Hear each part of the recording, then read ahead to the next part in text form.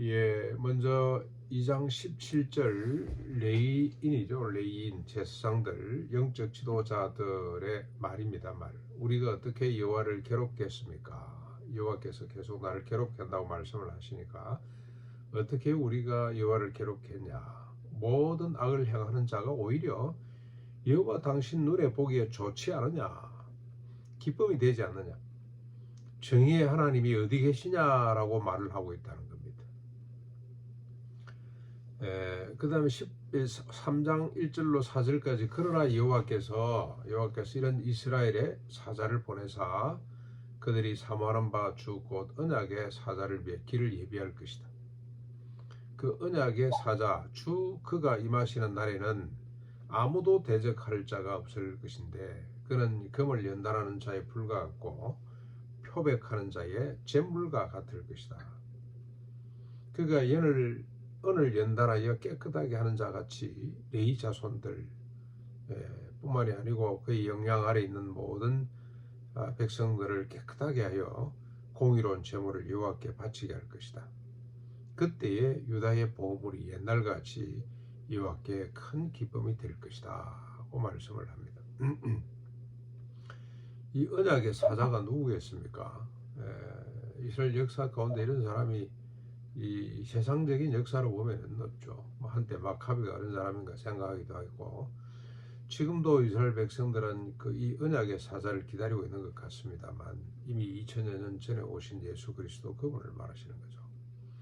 그분이 언을 연단하는 자같이 불같이 참 우리 한 번씩 새벽에 불을 이제 피우는데 거기 보면은 어쩌다가 뭐 그냥 이 폐기물 처분하기도 힘들고 하는 것들 한 번씩 간혹 태울 때가 있습니다. 형체도 없이 그냥 사라져버리고 그 다음에 새 같은 것도 금방 형태가 변형되는 걸 보고 불이 참 대단하구나 그런 생각을 하게 되는데 언을 연단하는 불이 얼마나 뜨겁겠습니까?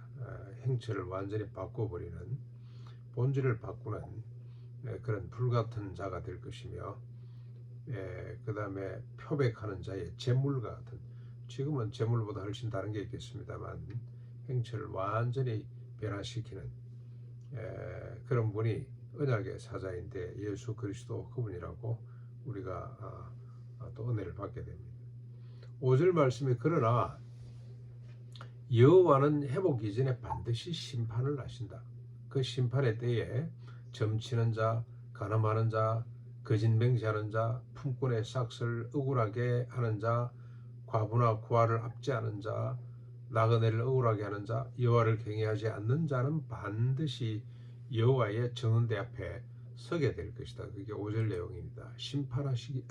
회복하시기 전에 반드시 심판하는 거죠. 근데 이제 이것도 역사적으로 보면은 뭐 이해가 잘 안 되는 부분입니다만 우리가 영적으로 주님의 십자가 부활로 볼 때 주님이 우리를 새롭게 하기 전에 반드시 죽여야 되는 거죠. 심판해야 됩니다. 우리 옛사람을 심판하셔야만 되죠. 죄된 우리의 삶을 주님이 정리를 먼저 하고 죽이고 그리고 우리를 다시 살려내는 겁니다. 십자가 부활의 그 비밀을 담고 있는데 이런 본문들이 바로 그 사실을 지금 잘 이야기하고 있다고 봅니다. 6절에 보면은 근데 여호와께서는 이렇게 심판을 하시지만 사랑이 변치 않는다. 언약과 사랑의 변함이 없는 분이다. 그래서 야곱의 자손들을 소멸하지 않게 할 것이다. 반드시 구원해 낼 것이다. 마치 노아 홍수 때 노아 8가족을 살려내시는 것처럼 하나님이 인간 창조하신 것을 한탄하고 한탄해서 홍수로 지멸하면서도 그래도 하나님이 인간을 사랑하셔서 그들을 건져내시는 것처럼 하나님이 이렇게 엄한 심판을 행하시지만 내가 구원하리라, 내가 끝까지 사랑하리라고 하는 말씀을 그 언약을 쫓아서 반드시 야곱의 자손들을 소멸하지 않고 살려낼 것이라는 겁니다. 이 야곱의 자손들이 바로 우리를 말하는 거죠. 성도들을 반드시 구원해서 하나님의 백성으로 다시 살려낼 것이다. 그러나 이스라엘의 현실은 어떻습니까? 하나님의 규례를 조상 때부터 떠나 지키지 않는 자들입니다. 인간은 어쩔 수가 없는 겁니다. 아무리 하나님께서 완벽한 율법을 주셔도 단 한 구절도 지킬 수 없는 것이 인간이죠. 그게 지금도 그랬고 옛날 조상들도 그랬고 아담 이후로 모든 인간들은 이런 상태에서 조금도 벗어날 수가 없다는 겁니다. 이들을 향한 하나님은 내게로 돌아오라. 그러면 나도 너희에게로 돌이키리라고 부르고 또 부르고 계십니다. 그런데도 이 사람들의 반응은 어떻습니까? 구원받기 이전의 인간의 모습이죠. 우리가 어떻게 돌아가냐고 대묻습니다. 우리가 뭘 잘못했냐? 우리가 언제 떠났다고 돌아오라고 하냐고 그렇게 답을 한다는 겁니다. 이게 인간의 모습입니다. 그랬더니 여호와께서 대답하십니다.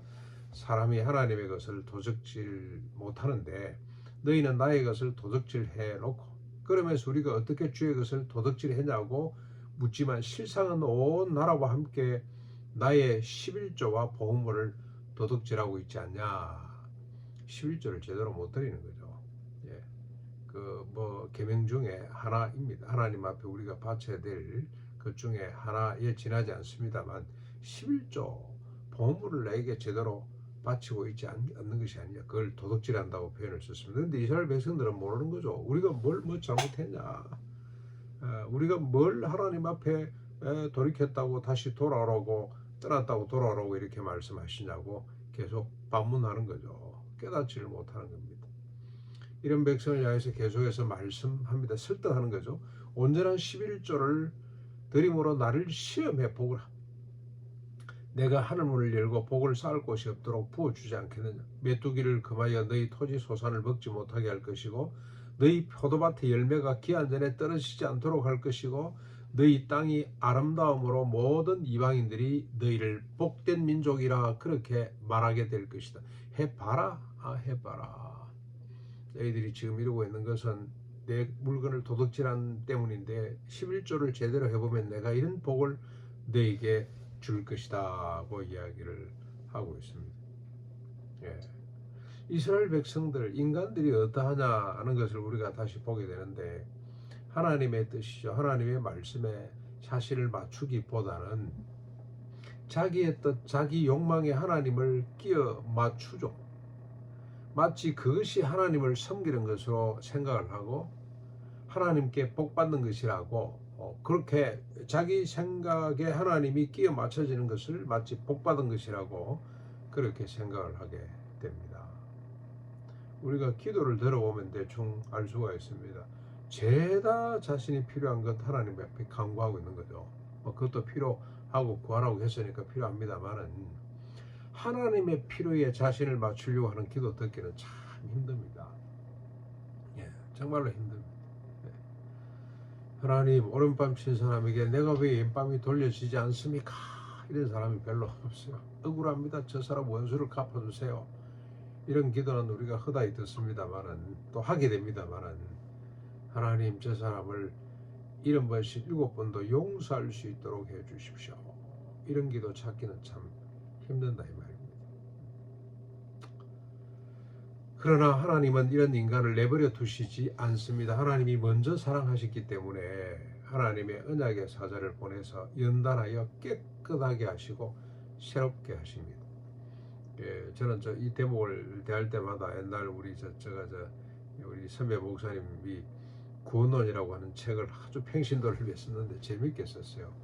예, 십자가 부활로 우리가 끝난다는 의미가 뭔지 시골 자기가 목회하면서 요강단지 어느 권사님이 깨진 요강단지를 엿장사고 바꿔 먹으려고 마루 밑에 던져놨는데 대청 마루 밑에 던져놨는데 목사님이 그걸 보고 저거 내주면 안 되겠냐 그래서 얻어가서 한 보름 만에 식기대접 한 벌을 깨끗한 식기대접 한 벌 녹그릇을 들고 갔더니 권사님이 깜짝 놀라면서 이게 뭐냐고 권사님 밑에 마루 밑에 처박혀 있던 그 깨진 요강 아니냐고. 그게 연단하는 불 속에 들어갔다 나왔더니 형체가 바뀌는 거죠. 용도가 바뀌고 본질이 바뀌는 겁니다. 그처럼 주님께서 이런 인간을 내버려 두지 아니하시고 연단하는 사자를 보내서 언약의 사자 메시아를 보내가지고 깨끗하게 하고 새롭게 하심으로 다시는 자기 욕망이 하나님을 끼워 맞추는 것이 아니고 오직 하나님의 뜻에 자신을 쳐서 복종시키는 그런 사람으로, 그래서 처음처럼 공의로운 제물을 하나님께 바침으로 하나님을 영광스럽게 하는 이런 인간이 되도록 하나님이 작정하고 계시다. 하나님이 뜻을 품고 계시다. 소원하고 계시다는 것을 잘 드러내고 있습니다. 불과 잿물 같은 예수 그리스도의 피로 새롭게 된 하나님의 백성으로 하나님 앞에 공의로운 제물, 영과 진리로 드리는 참된 예배, 11조 정도가 아니고 우리의 삶을 몽땅 하나님 앞에 드리는, 그래서 하나님을 기쁘게 하는 삶을 살아낼 수 있기를 바랍니다.